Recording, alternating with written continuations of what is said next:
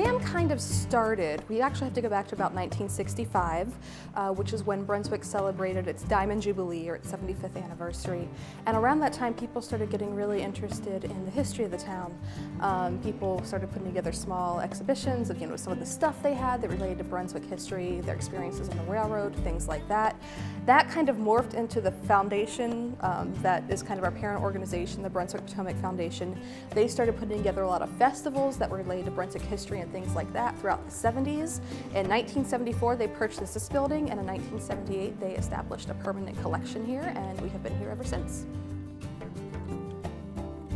It means a lot to the city of Brunswick because it's the visitor center is now located here. It's the cornerstone of the city, the main attraction to the city, other than some of the local restaurants. But it really, and to the residents, it's like going back in time. They can come in and see how things, remember how things were when they were growing up. For the younger residents, they can come and enjoy the trains. We're open 3 days a week, so they come in Friday, Saturday, or Sunday and can watch the trains and downstairs play with the trains. But it's really an attraction to the citizens of Brunswick.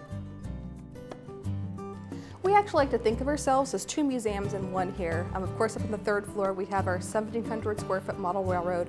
It's HO scale. It follows the Metropolitan line from Union Station in DC to here in Brunswick, circa about 1960-ish, thereabouts.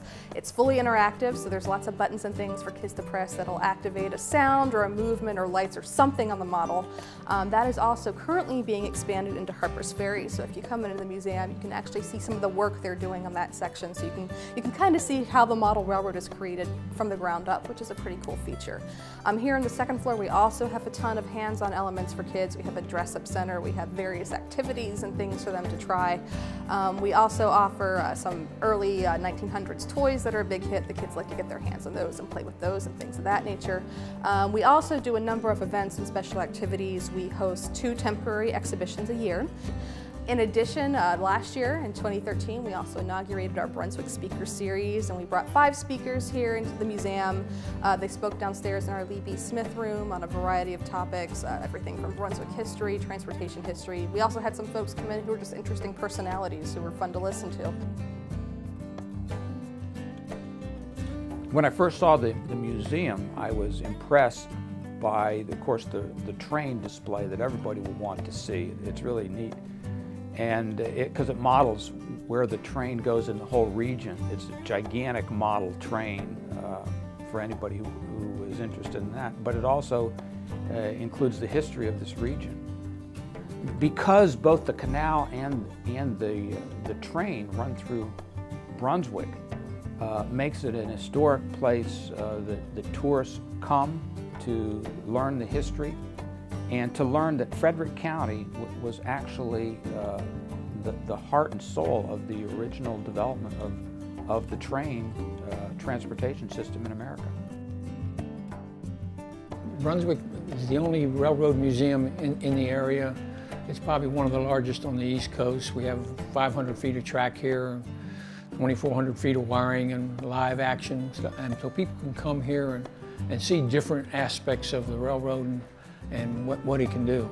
We also attract many people off the C&O Canal National Historic Park because of the C&O Canal Visitor Center that's downstairs also. And then they can come up here and relate to their hike from Georgetown to Cumberland, 185 miles. And they stop in here on their route because it's on the map, and they really enjoy stopping in here for a break and seeing where they're going and where they've been. Up until 2012, we were actually known as the Brunswick Railroad Museum. However, in 2012, we did make the decision to make a change to our name. We are now the Brunswick Heritage Museum.